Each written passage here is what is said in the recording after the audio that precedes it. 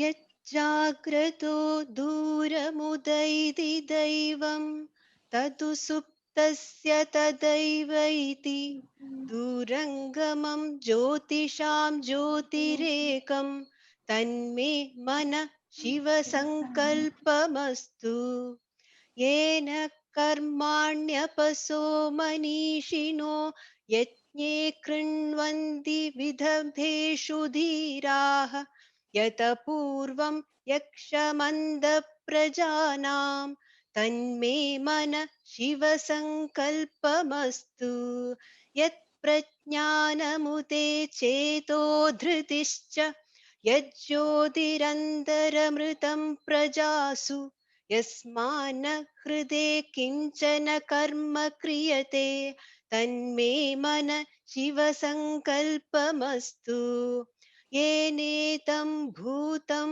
भुवनं भविष्यत् परिग्रहीतममृतेन सर्वं येन यज्ञस्तायते सप्तहोता tanme manaḥ śivasaṅkalpamastu यस्मिन् ऋचः सामयजूंषि यस्मिन् प्रतिष्ठिता रथना भाविवराः यस्मिश्चित्तं सर्वमोदं प्रजानां तन्मे मनः शिवसङ्कल्पमस्तु सुषारधिरश्वानि वयन्मनुष्यान् नेनीयते भीषुभिर्वाजिन इव कृत्प्रतिष्ठं यदजिरं जविष्टं तन्मे मनः शिवसङ्कल्पमस्तु तन्मे मनः शिवसङ्कल्पमस्तु तन्मे मनः शिवसङ्कल्पमस्तु Om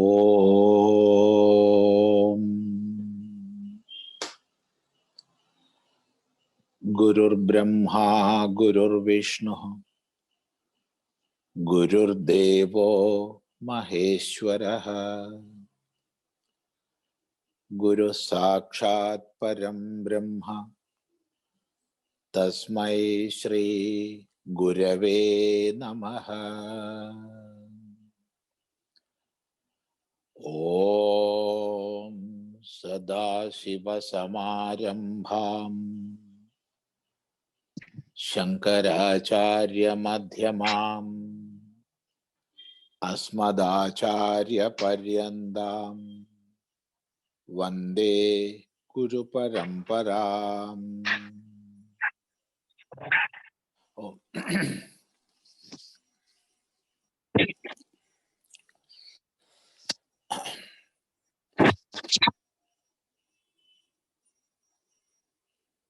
In this session,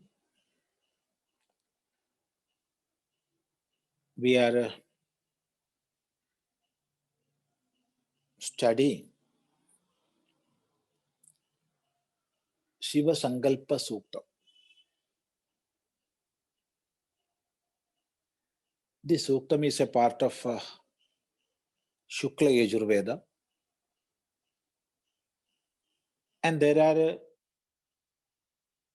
different versions, and we are following the Madhyandina version, for which great scholars like Uvadacharya and Mahidharacharya wrote exhaustive commentaries, bhashyas. So we have seen the first mantra. There are 6 mantras in the Suktam.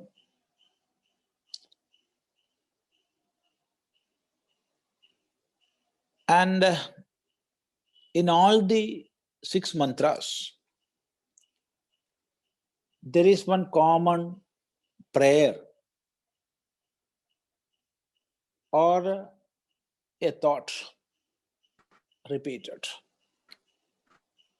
And that is, me manaḥ śivasaṅkalpamastu. Let my mind, me manaḥ, may my mind, śivasaṅkalpamastu, be filled with auspicious thoughts. Let my mind be pure and auspicious.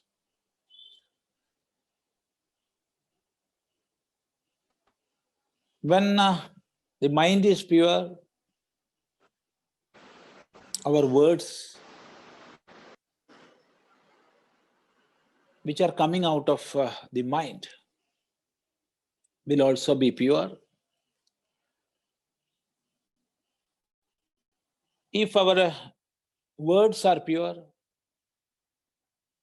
all our relations with the society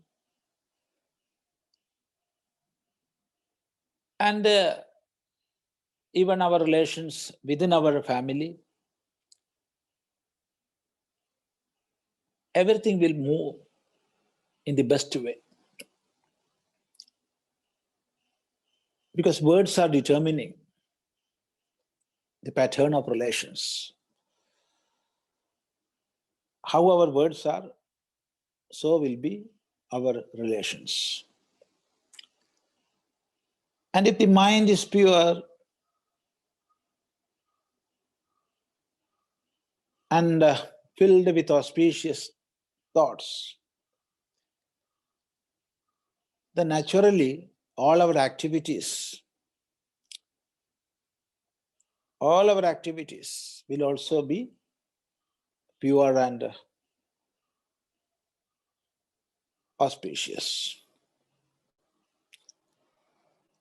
So to make the words and deeds pure, the only way is to make the mind pure. So it is prayed for here. Let my mind be pure and filled with auspicious thoughts. Me manaḥ śivasaṅkalpamastu. So this is the common prayer which is repeated in all the mantras. And that is why the sukta is called Shiva Sankalpa Sukta. So in the first mantra, it was said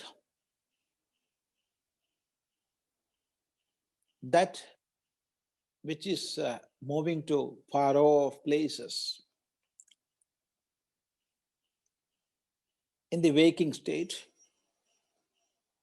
and so also in the dream state, that which is giving light to all the senses, that mind which is one within me, let it be filled with auspicious thoughts, or let it be pure. Yajjāgrato dūramudaiti daivaṃ, tadu suptasya tathaivaiti, dūraṅgamaṃ jyotiṣāṃ jyotirekaṃ, tanme manaḥ śivasaṅkalpamastu. We had a detailed discussion on this, and now we are going to the second mantra. Yena karmāṇyapaso manīṣiṇo, yajñe kṛṇvanti vidatheṣu dhīrāḥ, yadapūrvaṃ yakṣamantaḥ prajānāṃ, tanme manaḥ śivasaṅkalpamastu. Yena karmāṇyapaso manīṣiṇo, yajñe kṛṇvanti vidatheṣu dhīrāḥ,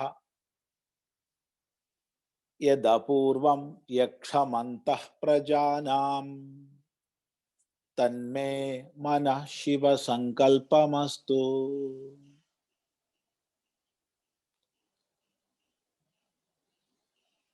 Let us break the words first. Yena,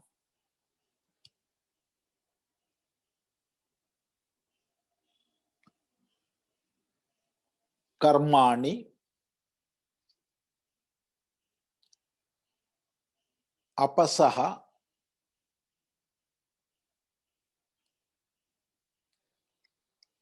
manīṣiṇah, yajñe, kṛṇvanti, vidatheṣu, dhīrāḥ,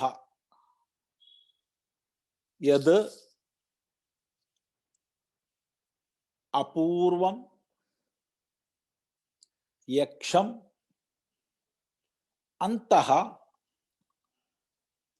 prajānāṃ, tadu, me, manaḥ, śivasaṅkalpam astu.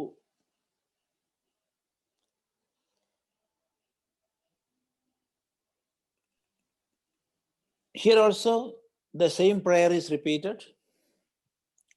Me manaḥ śivasaṅkalpamastu. Let my mind be pure and be filled with auspicious thoughts. Shiva Sankalpa, Shubha Sankalpa, Astu. Which mind or what kind of mind or what is the nature of the mind? It is said, yena, yena means by which. Yena, by which. Karmāṇi, karmāṇi, activities. Activities.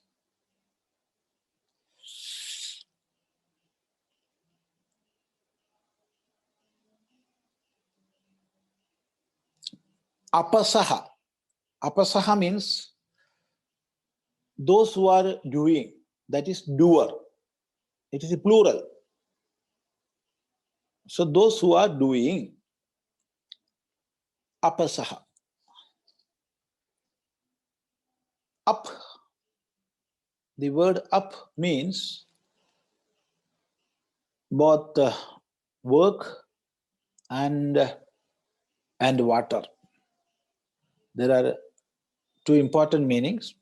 One is water, the other is work. So apasaha means those with work. So those with work means those who are doing. Those who are doing. Apasaha.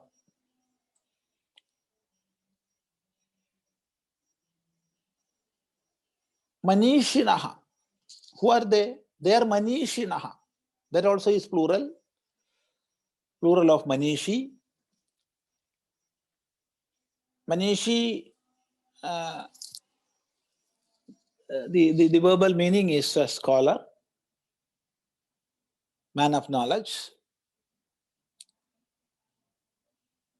And actually it is one who has controlled his own mind. Whose mind is under his own control is a manīṣi. That means our mind will always project two opposite thoughts, whether to do or not to do, whether to go or not to go. Always it will pose two options. And the intellect is deciding. That is, it is selecting from that choices, this or not this. There is no doubt. So one who is in that firm state of resolution, he is a manishi. That is, who has gone above the mind. One who has reached above the sankalpa and vikalpa. He is a manishi. And a manishi is a scholar, a man of knowledge. So manīṣiṇah is the plural of that. Scholars, men of knowledge.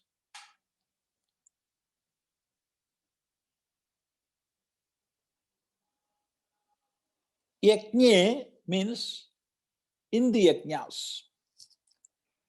In the yajñas. Kṛṇvanti. Kṛṇvanti means doing. That also is plural. Kṛṇvanti, doing.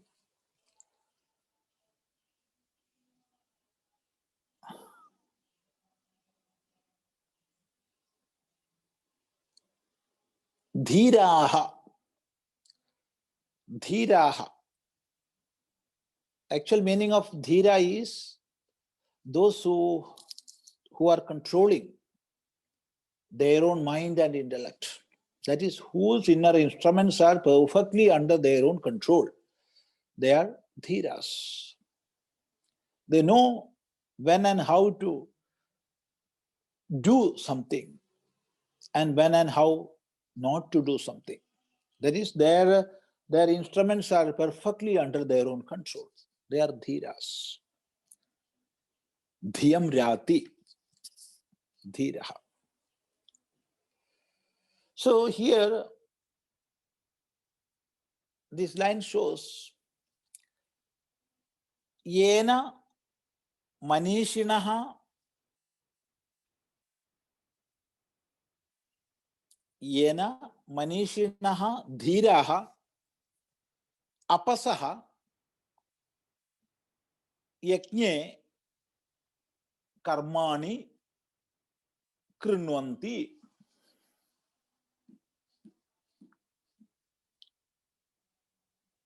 Let me repeat once more. Yena dhīrāḥ manīṣiṇah apasah karmāṇi yajñe kṛṇvanti. So yajña is a Vedic sacrifices, auspicious activities,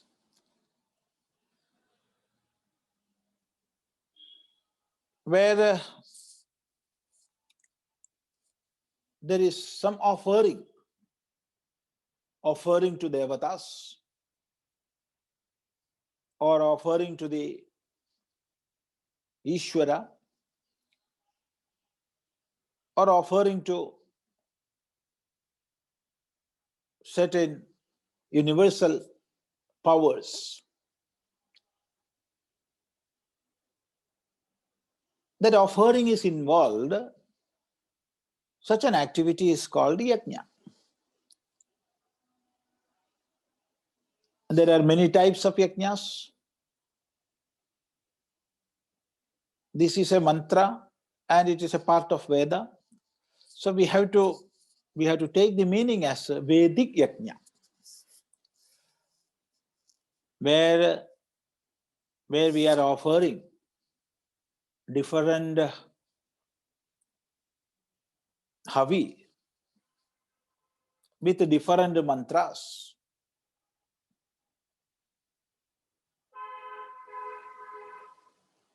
For different devatas. But the place of our offering is the fire pit, Homakunda. That is the Vedic yajña. But still we can go a little more further and take the word as to mean all types of yajña wherein an offering is there. So when we take in that meaning, Even the service activities we are doing in this world, in this society, is yajña. Whatever we are doing, with a thought within, to serve somebody, that will become yajña. So yajña is not Agnihotra alone. Of course, Agnihotra is a yajña, but the word yajña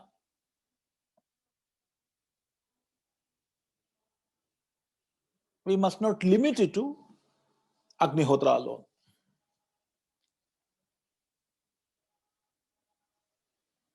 In our daily routines, we have to perform Pancha Mahayajña daily, 5 great yajñas daily. And all these are not Agnihotras. Loving and caring our parents and grandparents, that is Pitri Yajña. So there is no Agnihotra there, but it is Yajña. And studying our scriptures and teaching them to the next generation, that also is Yajña, Brahma Yajña. There also Agnihotra is not involved. Then Bhuta Yajña is there. That is serving all living beings around us, giving water to trees and plants, or giving food items to those beings around us. All these are parts of Bhuta Yajña. And Manusha Yajña is there, serving the society, serving the human society, that is Manusha Yajña. So in all these yajñas, there is no Agnihotra. So we must not limit the term yajña to such karmas where Agnihotra is there. But of course, when we say Vedic yajña, it is Agnihotra. So by the term yajña, we can take both. The main feature of yajña is there must be some offering. And that offering must come as a sacrifice. There must be a sacrifice within that. Then it will become yajña. So yajñeshu, yajñe, karmāṇi kṛṇvanti. There are many activities within a yajña. Within a yajña, or in other words, for a yajña to be fulfilled, there are different activities. The activities of the yajamana, then activities of the hota, then activities of adhvaryu, activities of udgata. That is, they will chant, udgata will chant Vedic mantras.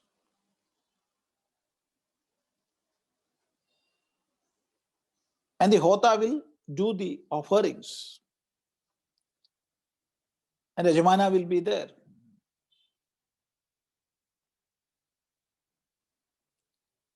And for them to perform yajña, there must be the activities of many others behind the curtain. All these together make yajña.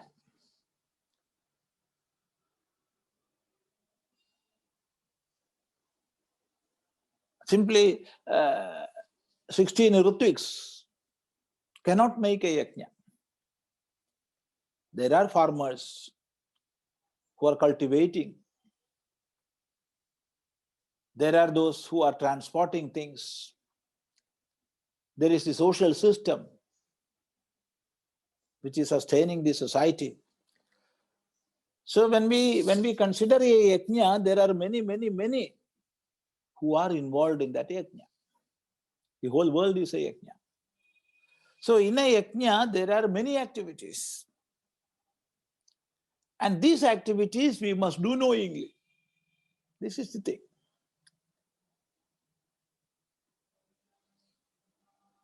We can perform our activities or our duties without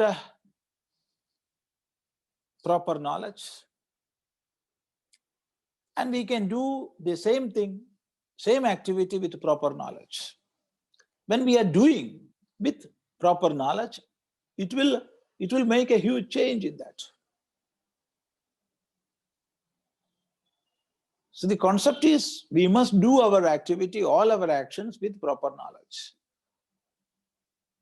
Action must sprout from proper knowledge. So that is the concept here.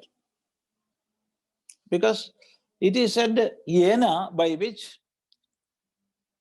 manīṣiṇo dhīrāḥ apasaha karmāṇi kṛṇvanti. Apasaha, those who are doing. Apasaha, those who are doing.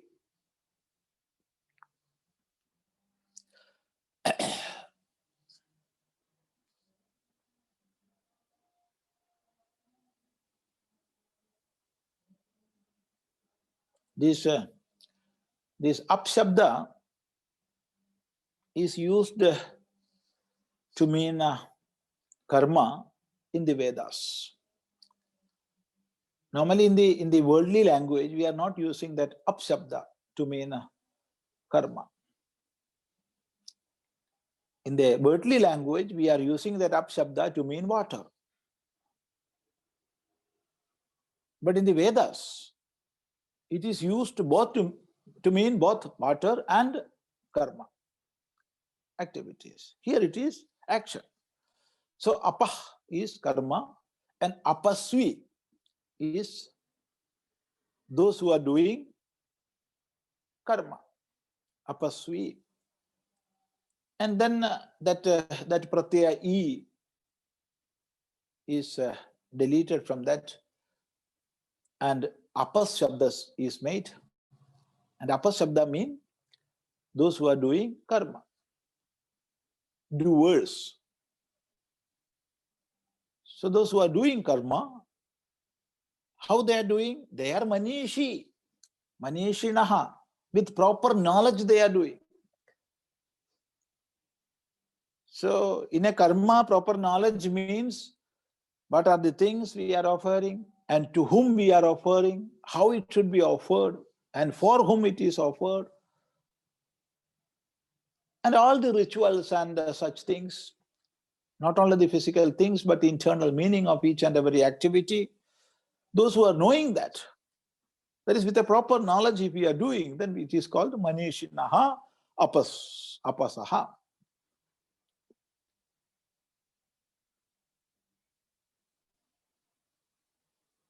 So, apasaha manīṣiṇah, it is said together.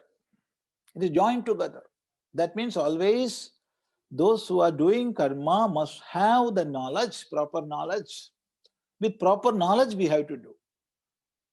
If we are doing without that proper knowledge, we will do all sorts of nonsense in the name of rituals and karma.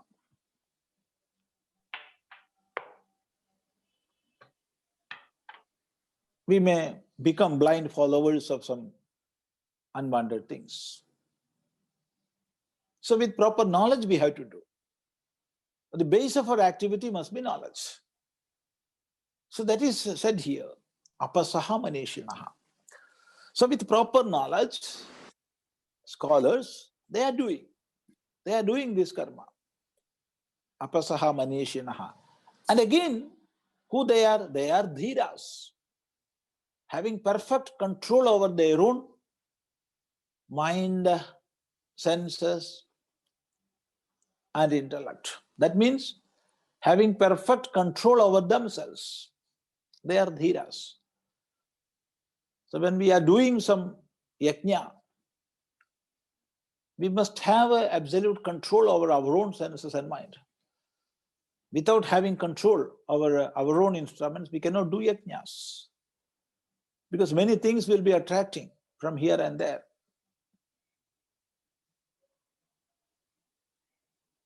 If we are getting attracted to external things of the world, how we will do karma? How yajña will be fulfilled? No, we cannot. So one who is doing a Vedic yajña must have perfect control over his own senses, his own mind. So it is said dhīrāḥ. Dhīrāḥ.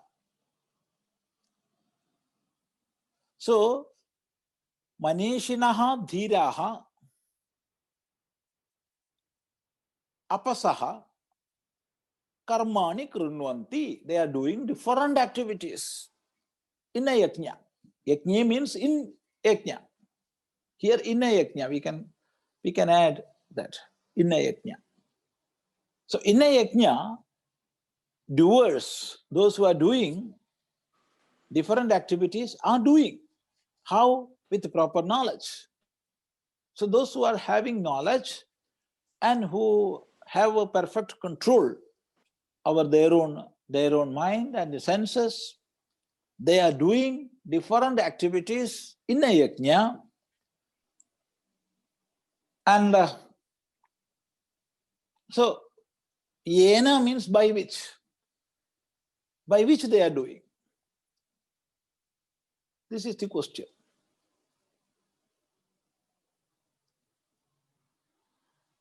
Their hands are taking the things to be offered, and they are offering to the fire.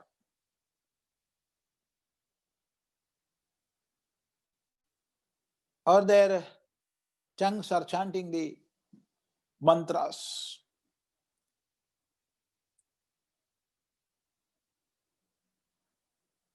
But these are external activities. Who is controlling all this? Who is controlling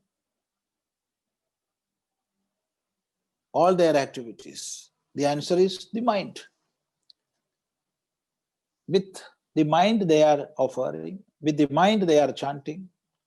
So mind is behind all the activities of other limbs. So here, yena, by which invariably means by the mind. They are doing all this with the mind. So mind is doing all these things. Mind is behind all these activities. So the whole meaning will be with which mind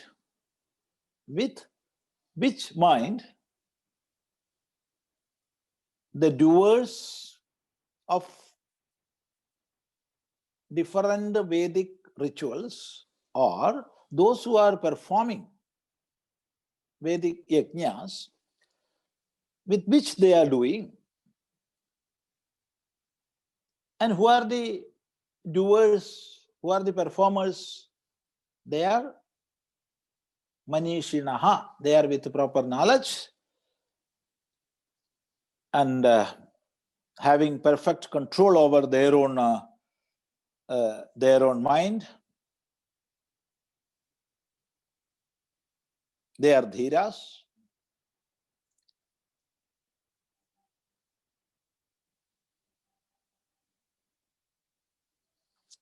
And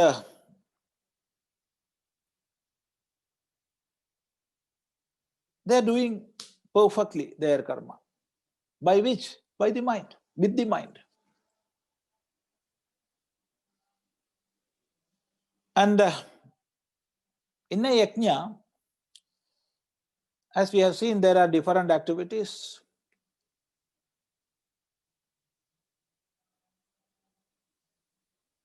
And all these activities must be performed with a proper knowledge. Of course, they are doing with proper knowledge. It is said by the term manīṣiṇo and by the term manīṣiṇo. But again it is said vidatheṣu. Vidatheṣu. Vidatha is a shabda.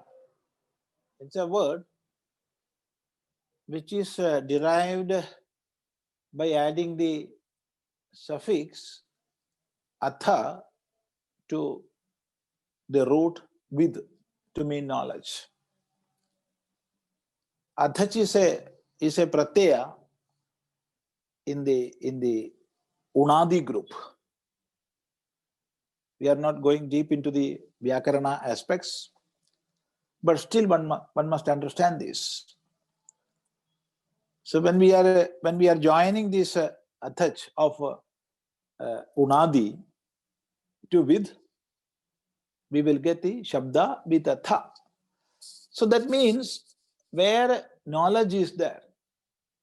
So in a karma, in an activity, where knowledge is there as the ground, as the very base or as the substratum, that is vidatha. So something that is to be done with proper knowledge is vidatha, not vitatha. Vitatha is the another meaning. Vitatha is unreal. This is vidatha. If we are pronouncing vitatha, it is just opposite. It is unreal. Here it is vidatha. So vidatheṣu means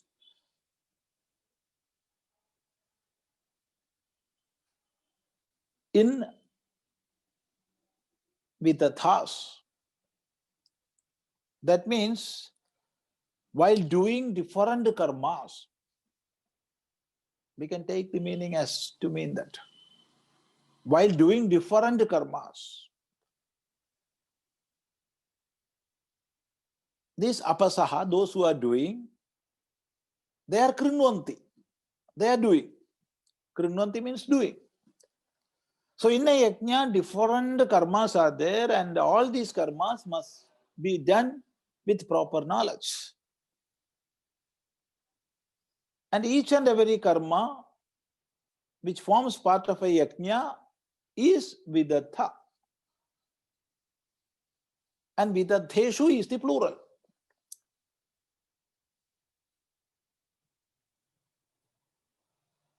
So in all these karmas, in all the activities which must be done with proper knowledge, these apasaha, those who are doing, and they are manishi, scholars, knowers, and dhīrāḥ, having perfect control over their own mind and senses, they are doing well. Kṛṇvanti. They are doing. By which? Answer is with the mind. With what they are doing? With the mind they are doing. That mind, which mind? Yadapūrvaṃ yakṣaṃ. Apūrvaṃ. Pūrvaṃ na vidyate. Iti apūrvaṃ. See, for the senses,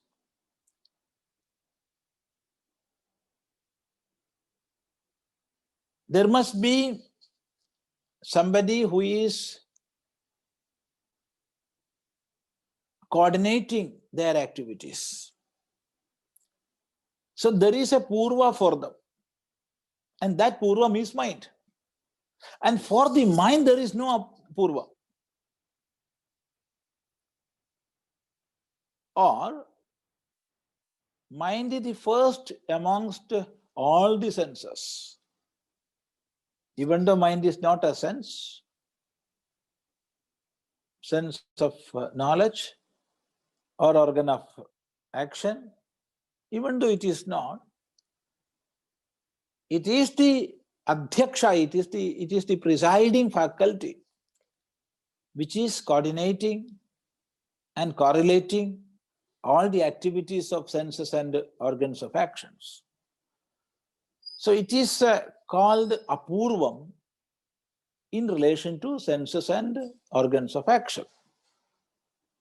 Apurva.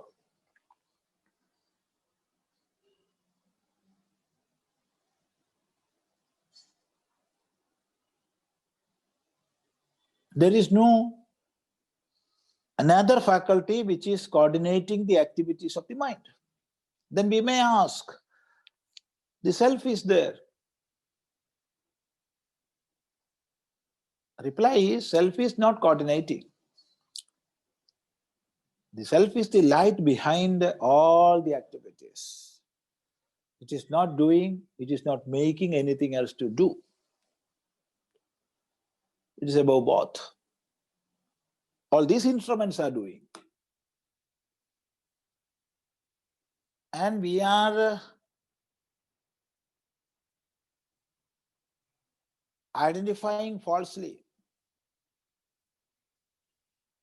the activities of senses and activities of the mind to the self.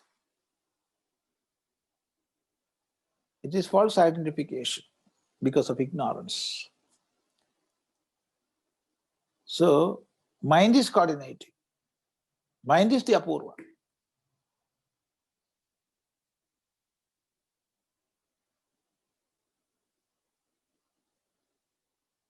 This apurvam, yakṣam, mind is the yaksha. Yaksha means that which is to be worshipped. Meaning of yaksha is that which is to be worshipped. Yajjne, from the root yajjne, when we join the suffix pratyaya, ksa, ksa, to yaj, the shabda yaksha will be formed. The meaning will be that which is to be worshipped. Pujyam. Meaning of yaksha and pujya is the same.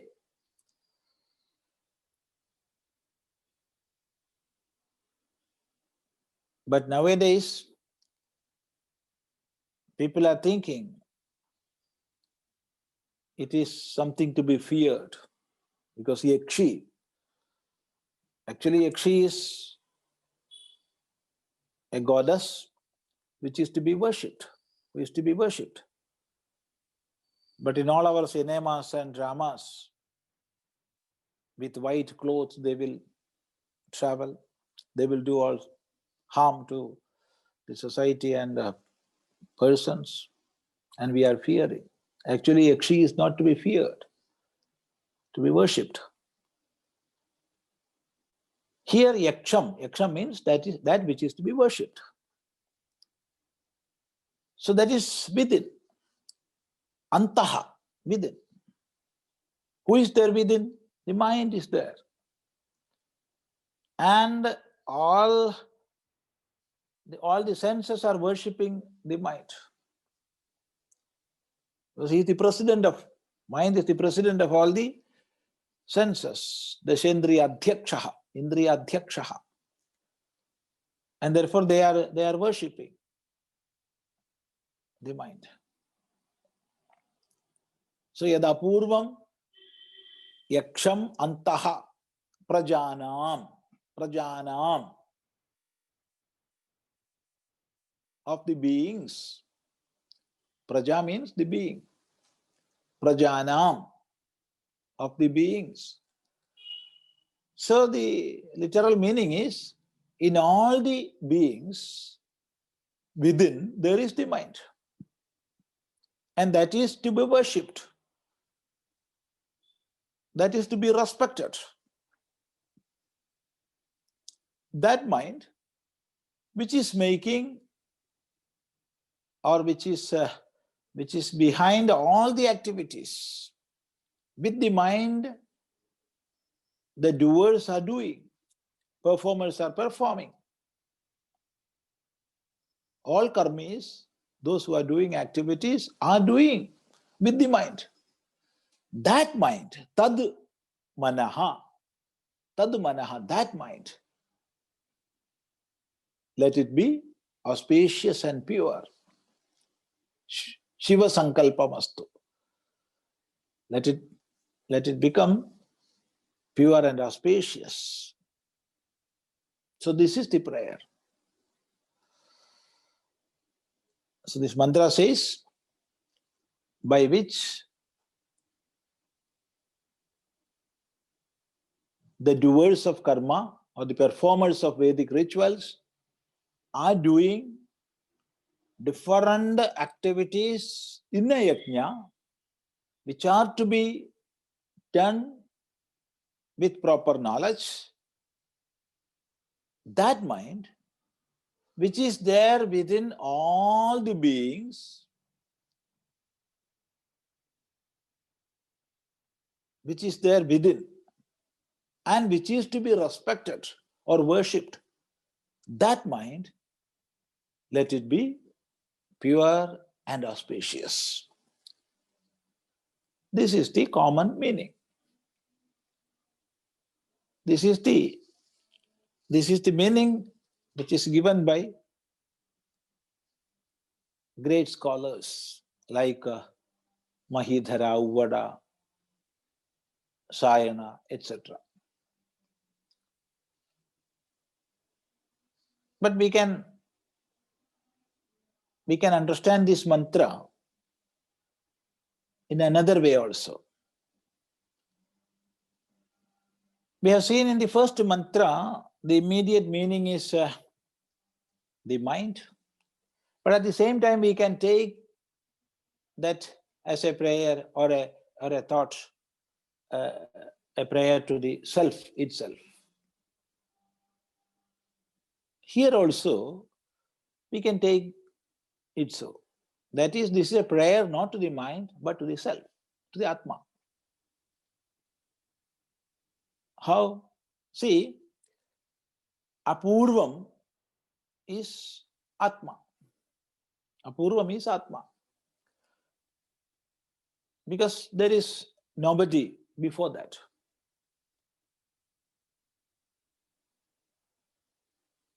Everything like the mind, the pranas, and all other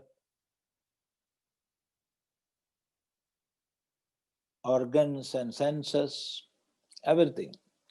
All these are, or even the elements,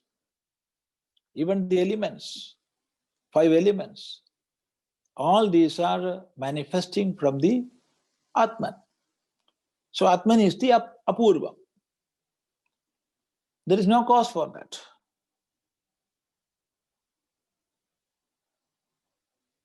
So it is apurva. And it is yakṣam. It is to be worshipped. It is to be respected. Yakṣam. So yada apurvam yakṣam, that is the Atma, where it is antaha prajānāṃ. It is within all beings. Hriddeshe. Ishvara sarva bhutanam hriddeshe arjuna tishtati. Esha sarveshu bhuteshu gūṭhaha atma. Eshaha sarveshu bhuteshu gūṭhaha atma. Hundreds of mantras are there just speaking this fact. That is, the self is residing within the heart. That is inside. Inside means within all the limbs. So, antaha prajānāṃ yad apurvam yakṣam tadu, that Atman, let it make my mind pure. So here prayer is to, not to the mind, but to the Atman. Let the Atman make my mind pure. Which mind? With which all the karmis, all those who are doing Vedic rituals, are performing different activities or different karma with proper knowledge and with perfect control of their own senses.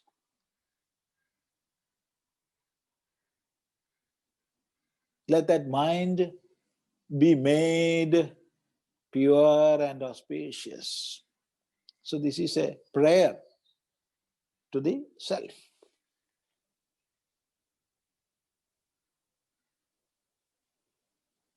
That meaning also we can take.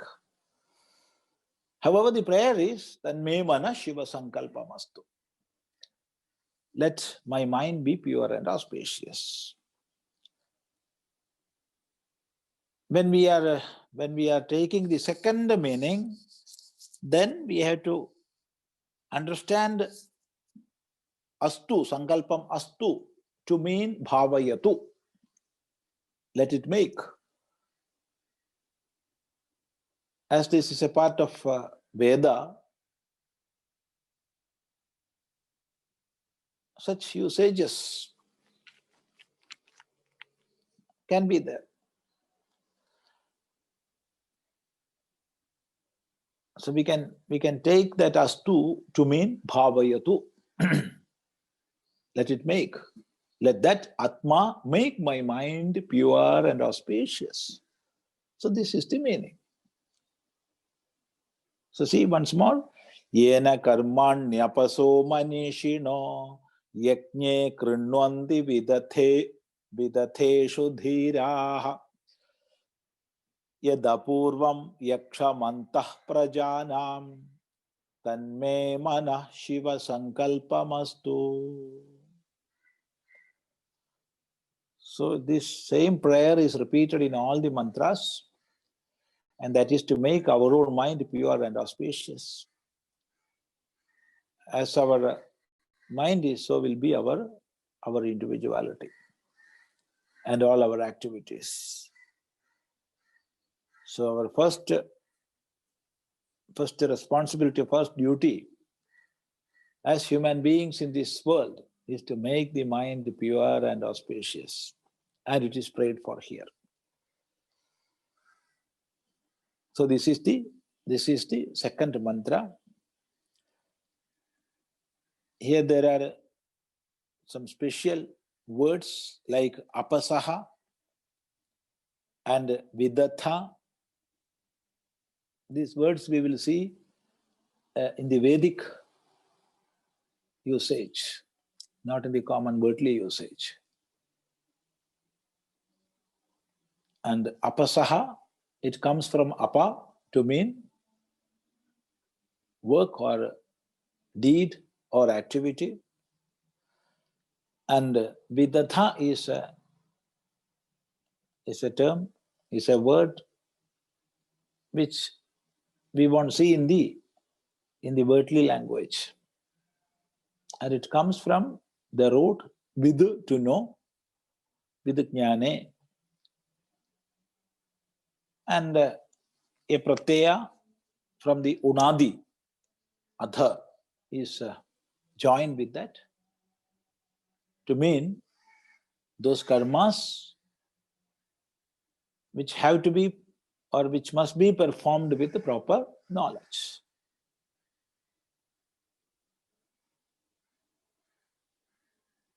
So take all these words and coin them.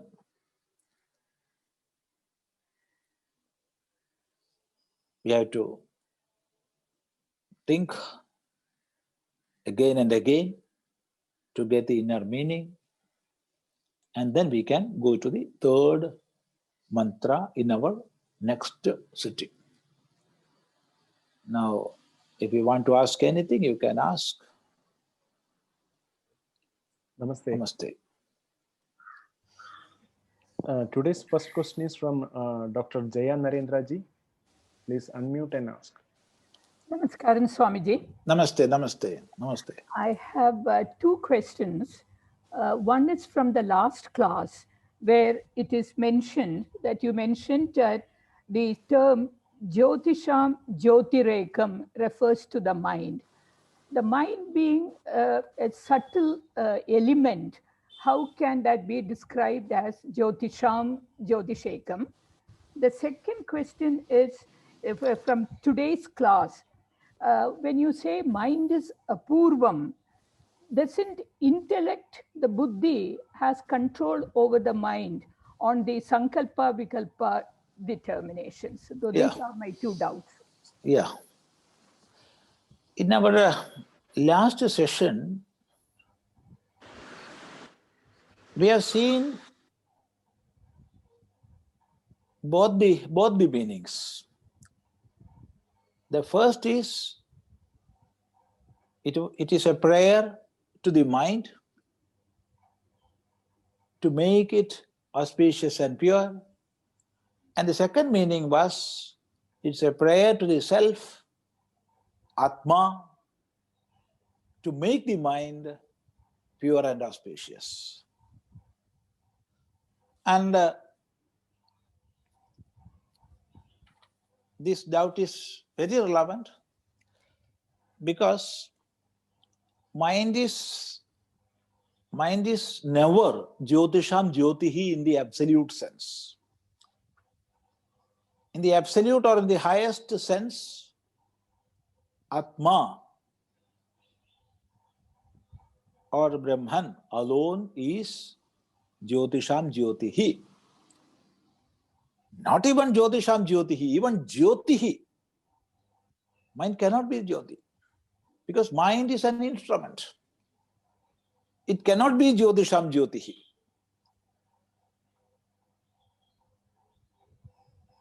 Only Atman can be described so.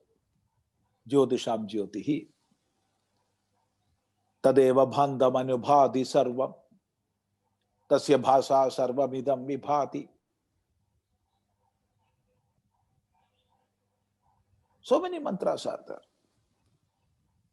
So we cannot take mind as the jyotiṣāṃ jyotihi. But as far as this sukta is concerned, when we are studying this sukta, this particular sukta, all the acharyas like Uvada, Mahidhara, all they are saying, this sukta is manodevatyaha. Here devata is the mind. Mind is the devata here. And all the 6 mantras are accepting mind as the devata of this sukta.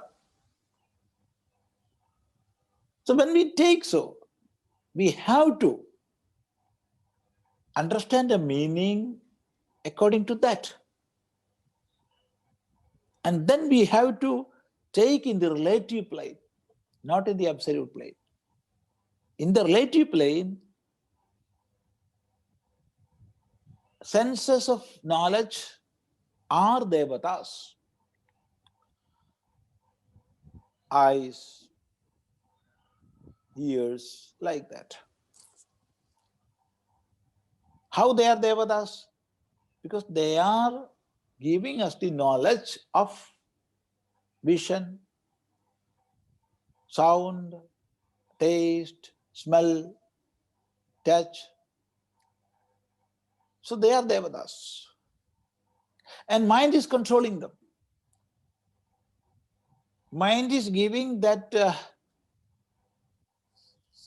effulgence to them. So from a relative plane, from a relative standpoint, it is said mind is the jyotiṣāṃ jyotihi, not from the absolute plane. And when we saw the second meaning as to mean the self, then it is clear. Atma is jyotiṣāṃ jyotihi. Let that Atma give, bestow purity and auspiciousness to my mind. That is the second meaning. So then it is clear that there is no doubt. It is in the real plane.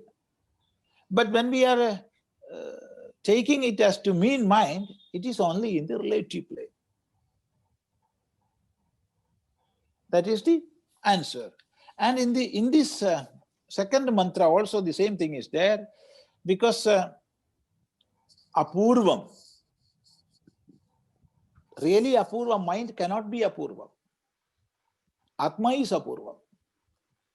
But as the devata of these 6 mantras are the mind, is the mind, then we have to take this as to mean the mind. Because mind is the devata. So in the relative plane we are taking so, not in the absolute plane. In the absolute plane it is wrong. It is wrong to take mind as apurva. Atma is apurva. Yes. And before starting this sukta, we have seen in this sukta, while we are saying mind, manaḥ, we must not divide the mind into mind, intellect, chitta, and ahankara. We must take internal instruments as a whole. In the very first session, we have seen that. Because when we are taking mind as a function of the antakarana, it is sankalpa vikalpa. And there is the intellect above that. That is the deciding faculty. It is above the mind. But when we are taking the mind as to mean internal instrument as a whole, then we will not differentiate it into mind, intellect, that is my manaḥ, buddhi, then chitta, and ahankara. We will not differentiate. So here we must not differentiate. The internal instrument, antakarana, we have to take. That is the meaning here. I think it is clear. Thank you very much. Namaste, namaste. Next question is from Anjali ji. Yeah, Namaste Swamiji. Namaste. My question is not from today's text. It is rather relating to Sri Krishna. In the Bhagavad Gita, you see Sri Krishna painstakingly instructing Arjuna on the right path and the right action. But Sri Krishna himself had sons. Hello? Yeah, Hello? you can. Yeah, sorry. So Sri Krishna himself had sons and other descendants. You would normally expect, one of his children to have some spark of his greatness. But how is it that none of his children turned out the way they did and eventually resulted in the destruction of the Yadava clan? See, Bhagavan Sri Krishna, with all efforts,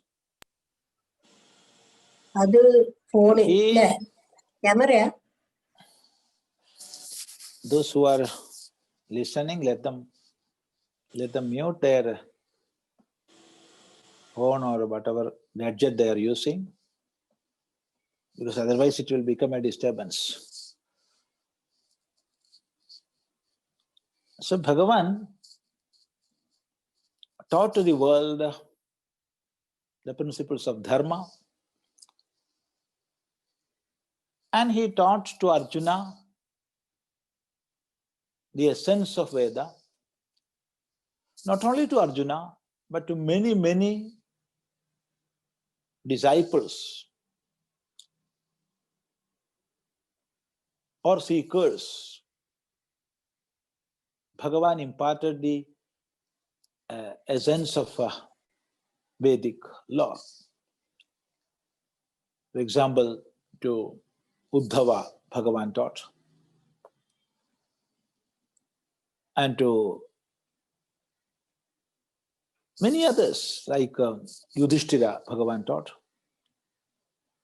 So many teachings are there. And the life itself was the message from the earlier childhood. The teaching was his life itself. all the activities.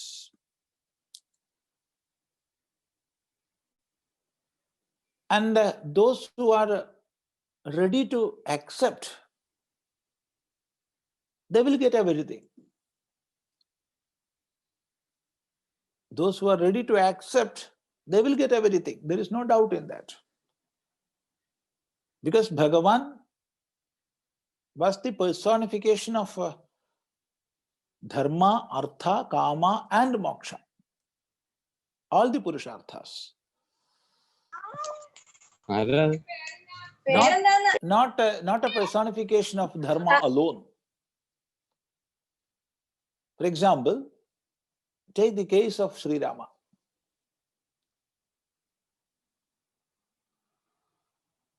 Sri Rama was the personification of dharma. Ramo vigrahavan dharma. Personification of dharma. But Sri Krishna was not. Sri Krishna was the personification of dharma, artha, kama and moksha. All the purusharthas. What we want to take, we can have from Sri Krishna. You cannot have the teachings of kama from Sri Rama. But you can take from Sri Krishna.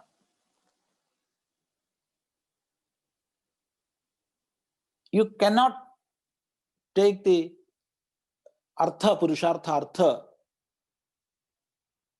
from Sri Rama. Of course, there are teachings of Sri Rama in the Valmiki Ramayana, especially imparted to Bharata, from which we can have all the principles of Artha Shastra.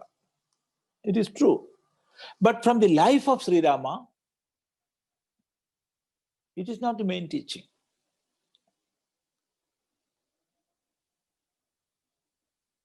And Bhagavan was Swayam Moksha Swarupa. Sri Rama was the Moksha Swarupa. But at the same time, the life of Sri Rama never teaches us about moksha also. The teaching Sri Rama is giving is dharma, dharma and dharma. Nothing else. Whereas from Sri Krishna, we can have dharma, artha, kama and moksha. What you are taking, that you will get.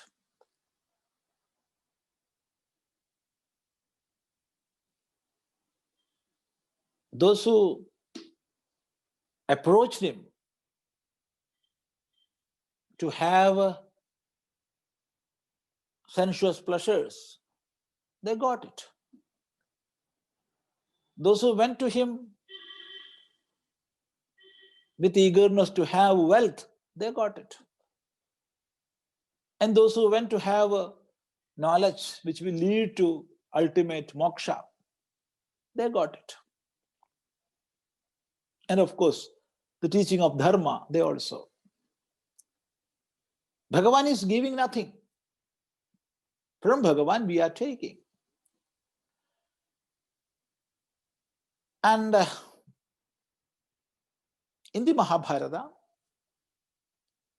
a very big canvas was drawn by Bhagavan Vedavyasa,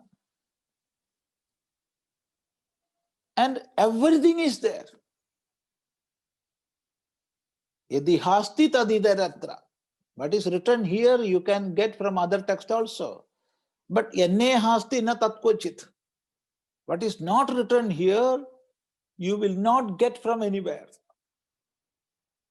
So it is the whole of knowledge, the source of all literature. Yeah. So in that, we are getting, even after having Bhagavan as father, or even as having Bhagavan as a constant companion, even after that, they didn't get, or they didn't try to get what they should have. Instead of that, they went for the enjoyments of the world. So they got it. even after having Bhagavan as their very father and a constant companion.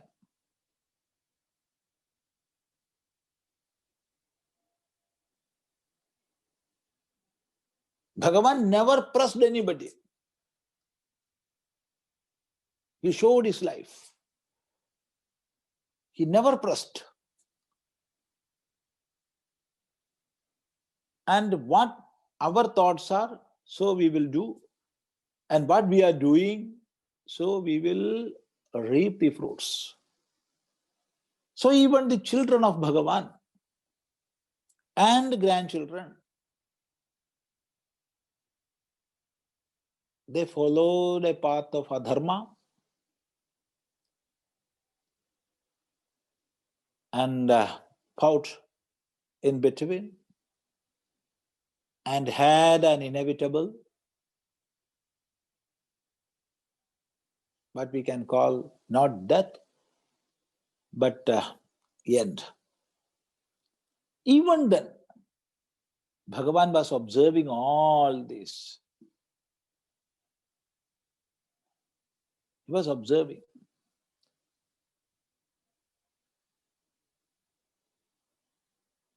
And even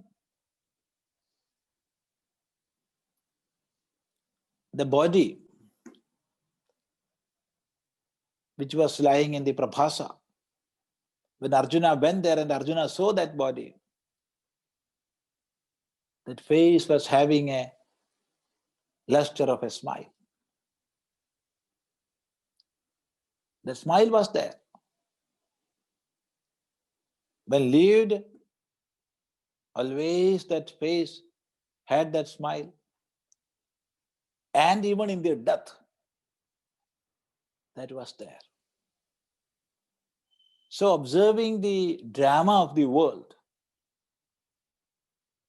outwardly being a part of the drama and inwardly being above the drama, Bhagavan observed everything.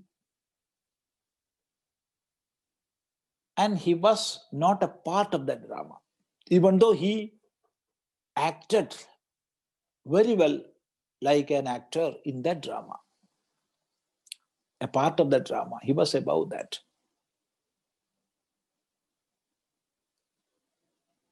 So we have to take the lesson. Our parents,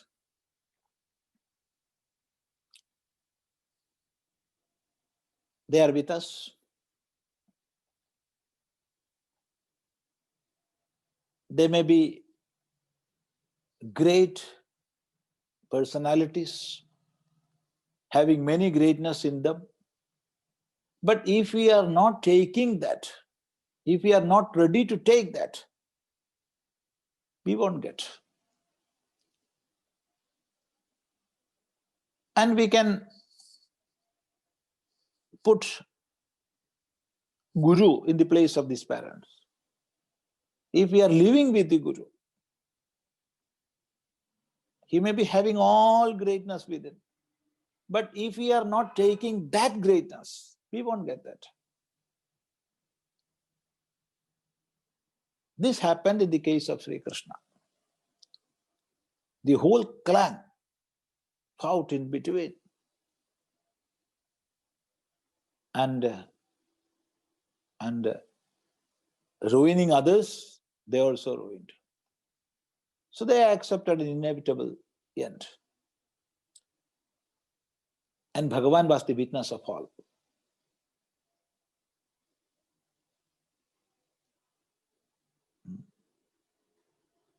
So the big canvas which Mahabharata is showing is rather inscrutable also. The laws we are seeing there is not that much simple. Many of our questions will not get answers. For example, in persons with all virtues, we will see many wickedness which we may not even think of. And in many wicked persons, we will see great virtuous deeds, again, which we may not think of. So such is the personalities we are seeing in the Mahabharata. So we have to be selective.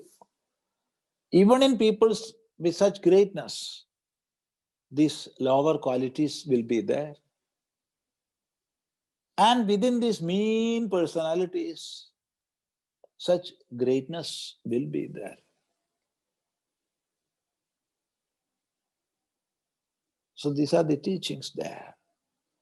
But of course, this question is very relevant, and the scenes we are getting from Mahabharata are really inscrutable. These are thumbs thoughts to be shared. This is not the final answer. These are some thoughts. Namaste. Namaste. Next question is from Rajani ji. Namaste, Swamiji. Namaste. I have two questions. One is from today's class when you said that yakshi is supposed to be pujaniya, is supposed to be reverential. So what I have really not understood when people say lost soul or bad soul or bhuta or the bad spirits and all. Do they really exist? Because we know soul is pure and soul is part of God. Then what is the meaning of a soul that is bad or a spirit that is bad? That's one first question. And the second is, if you could please explain the difference between vritti, vasana, and samskaras. Thank you. Yeah. The first question is, when the Atma is pure, Shuddha, how there can be impure spirits or souls?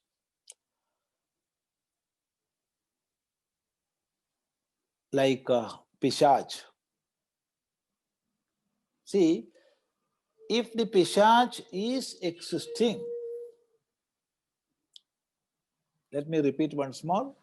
If the Pishach is existing, the existence behind that is pure and Shuddha. But Pishach is not. What is the difference? The difference is in the upadhis. That is, in the Sukshma Sharira and Sthula Sharira, the subtle body and the gross body. See,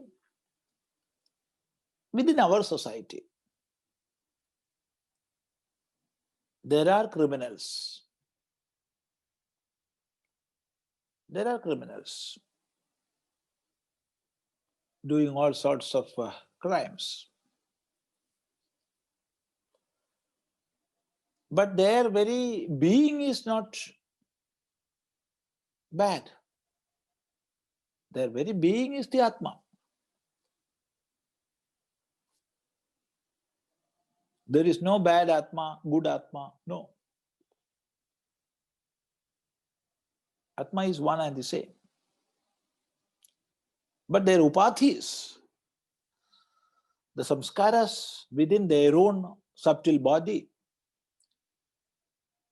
that is making them criminal.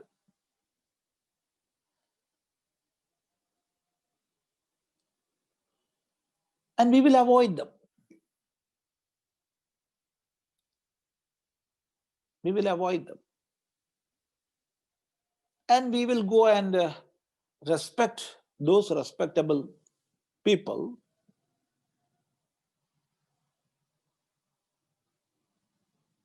those who are doing good deeds in the society,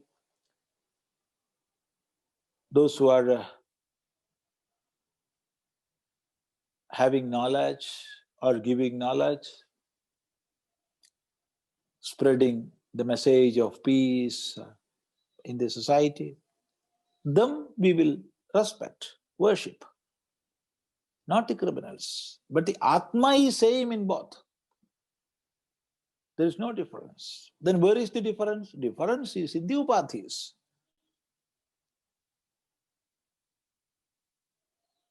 In the same way, there are many beings, that is, many yonis are there. Many yonis are there which are bad in their character. Bad only from a relative plane, not from the absolute plane. From the absolute plane, there is no difference at all. And how that occurred? That is the after effect of their own karma in their previous lives. So there are pisach like that. All of us are Buddhas. All creatures, all our beings are Buddhas. But they are categorized into good and bad, not based on the absolute existence, but based on the qualities or samskaras within their subtle bodies. So this is the answer. And the word meaning of yaksha is that which is to be worshipped or revered. Because it comes from the root yajjne. Deva puja vidhi sangadhikarana dhaneshu. And when the pratyaya yaksa is joined with that, yaksha will come. And yakshi is the feminine of that. Yakshaha is the pullinga and yakshini, that is the feminine. So the word meaning is to be worshipped. So do these bad, I mean, because of the upadhi, do they exist without a body and can they harm us? Are there such souls there? Without body, they cannot have an existence. And with the body they are, because subtle body is there. Subtle body is there. And the next part of the question is relevant. Can they do any harm to us? The reply is, darkness cannot enter a place where light is there, because there is no darkness to enter. It is the absence of light. So if our mind is auspicious, if our mind is pure, if we are having the divine thoughts within, then no darkness will enter into our being. If there is light, darkness is there.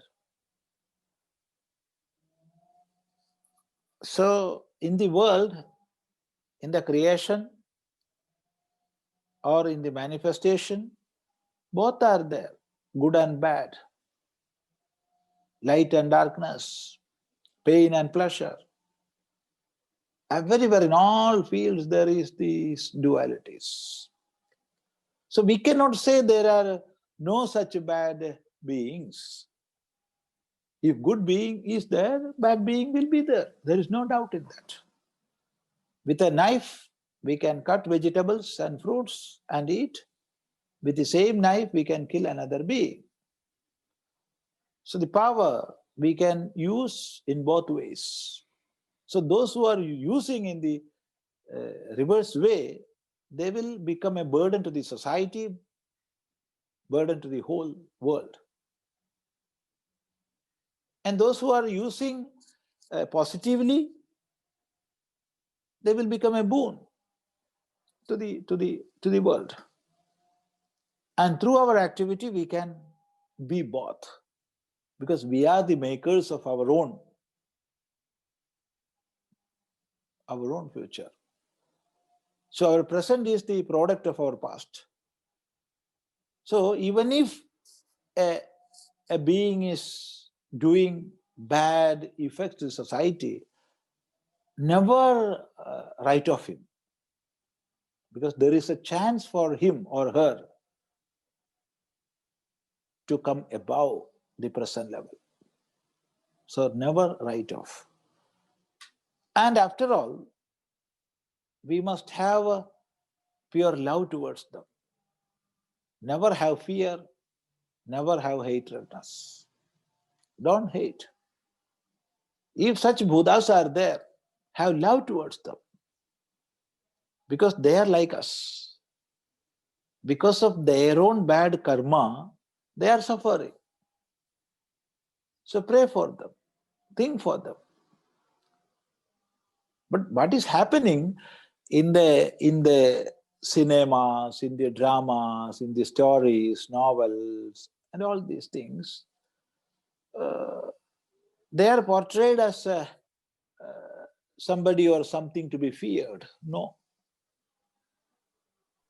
We must have love with it. Let those who are in the lower strata, let them rise up. And it is our duty to help them, pray for them. Never fear, never fear. There are thieves in the world. There are many goons in the society. But we are living. Question is, can they attack us? Of course, they can attack. But we must have that power to withstand. If we have that inner power to change them, even convert them, that will be great. So, have a wall of protection around our individuality. Just like we are while making our houses, while constructing our houses, there are doors and windows. We can close whenever we want. We can open whenever we want. And that is a protection. In the same way, we must have some protective shields in our individuality, because good and bad are there in the society. So we must have some shield, some kavacha. Yes, this is the first part. There was a second question in your, what was that? Vritti, Yeah. and I think we can take it in our next session. Now it is 11 o'clock. Okay, no problem. We can take it in our next sitting. Namaste. Namaste, thank you. Om Sahana Bhavatu Sahanau Bhunaktu Sahaviryankaravavahai Tejasvinavadhitamastu ma vidvishavahai. Om Shanti Shanti Shanti.